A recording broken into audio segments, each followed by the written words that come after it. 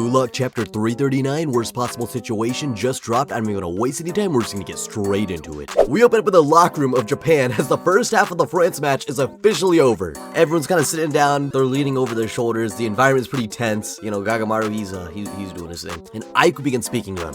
I can see why France is #1 in the world. That Hugo guy's nuts. They're only ahead by 1 though. If we fix our strategy in the second half, we can still win. But how do we do that? All our attack patterns that start with Isagi are dead in the water. And Ryo does have a good point. Isagi has been kind of getting lacked up. But we built this team around Isagi. And that's why we're failing.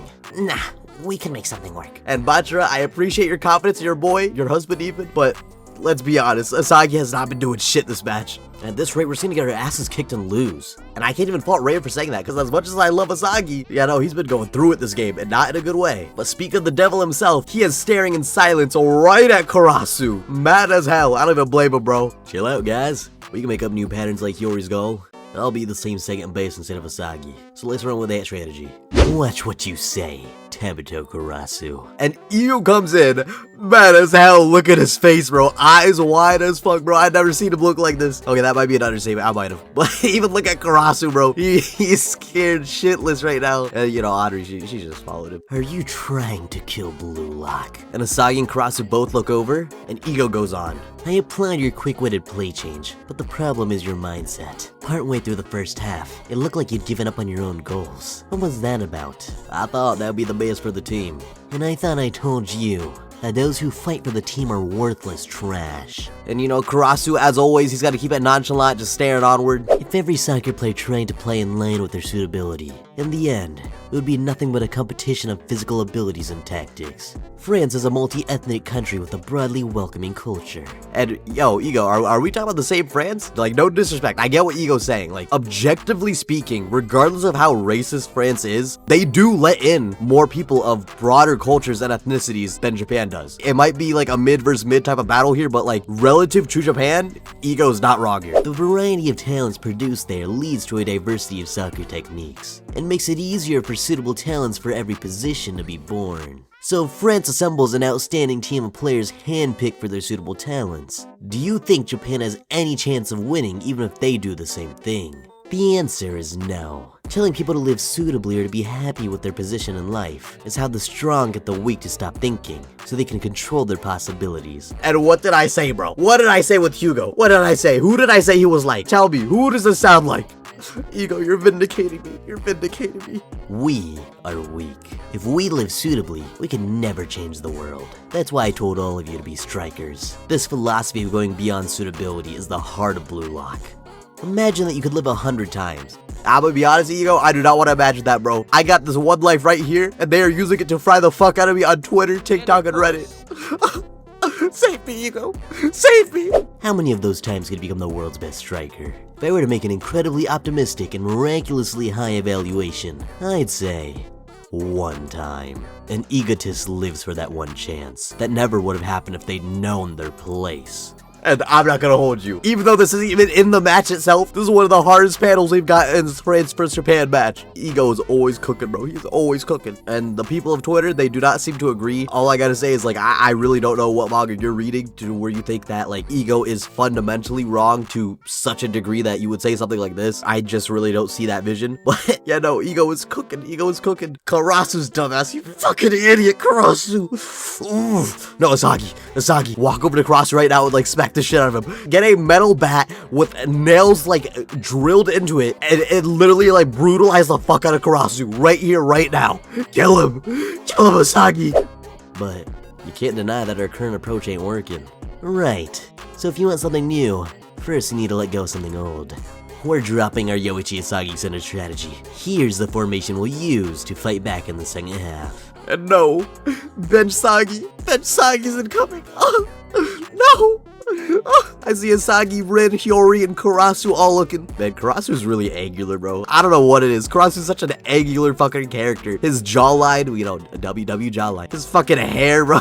You can put his head in a geometry class, and he's gonna fit right fucking in there. But before we can see BLUELOCK's new formation, we're sent to France's locker room with Bald Kaiser as their coach. Literally Bald Kaiser. Tell me this is not Bald Kaiser. This is literally Bald Kaiser. You guys, are the strongest generation. You're God's once-in-a-century chosen ones. You won't just change France's history. This incredible collection of talent will change all of soccer forever. You're France's new Les Bleus. What? What do you say? You're France's new, what? How do I pronunciation? You're France's new Les Bleus.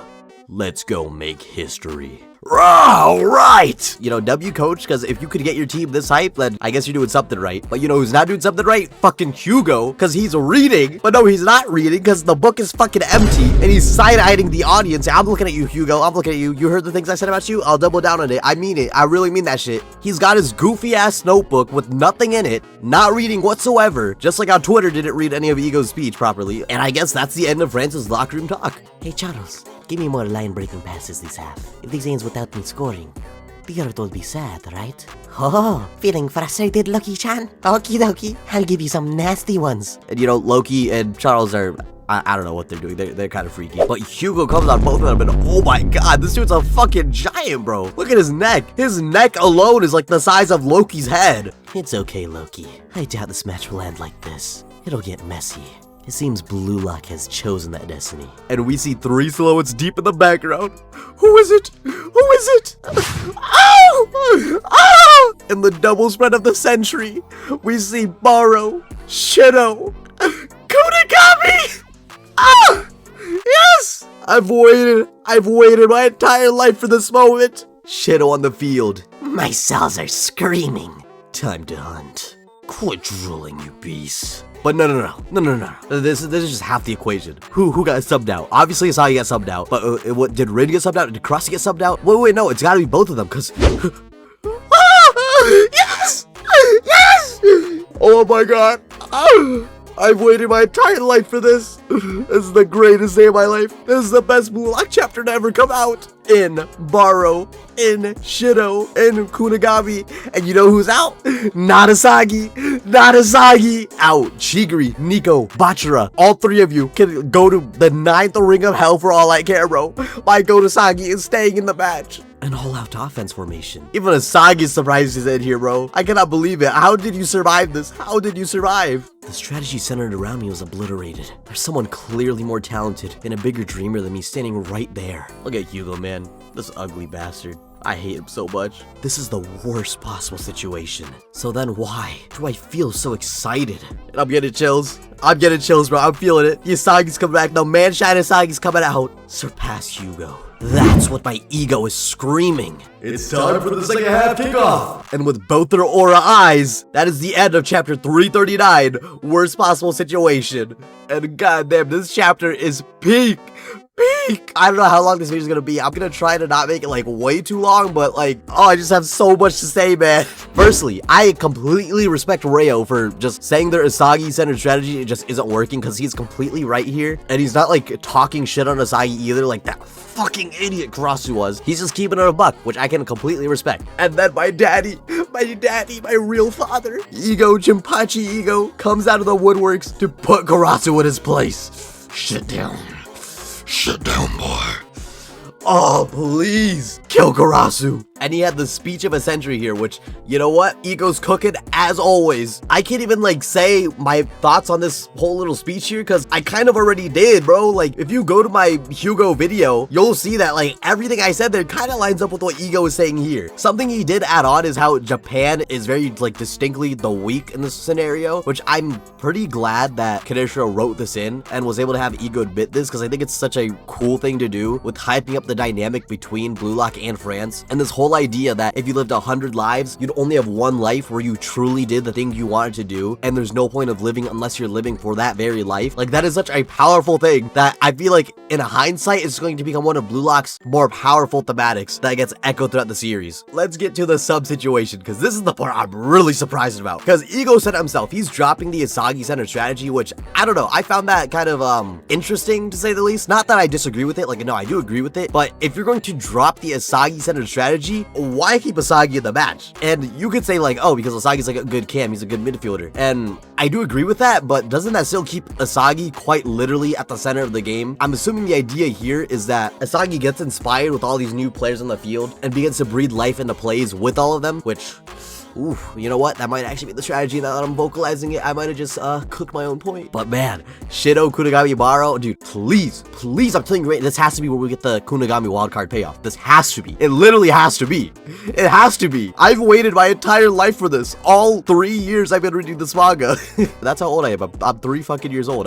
Yeah. You know what? I know, I actually do sound like a 3-year-old sometimes, so that's pretty accurate. But the wildcard payoff, it has to happen. Wow, man, I just have no idea. There's so many things that can happen. The Shido helping Isagi surpass Hugo's philosophy thing could happen. Kunigami and Isagi could like do a thing together, you know, since they were like buddies, make them realize that hero shit is not worth giving up on. I really don't know what's gonna happen with Kunigami. I just want to see anything, literally anything happen with him. Please show us the wildcard. Please show us what happened. You know, Isagi, Barou, they're gonna do their thing as they always do. Barou and Shido, what are they gonna do? And Rin at the front with all of this. What is he gonna do with all of these guys? It's like a rage bait Rin simulator. I don't know. I can't say what's gonna happen. I want everything to happen. I want Kunigami to kill Karasu. And finally, Isagi actually locking back in, saying that he has the desire to surpass Hugo and his ego eye lighting up. No, this is like one of the best chapters of Blue Lock we've gotten in a minute, and there wasn't even a lick of Gaucho being played. This is one of the best chapters in a long time. But yeah, that's all I have for today's video. Remember, if you enjoyed it, to like, comment, subscribe, because it'd mean the world to me, especially since most of you don't. But until the next video,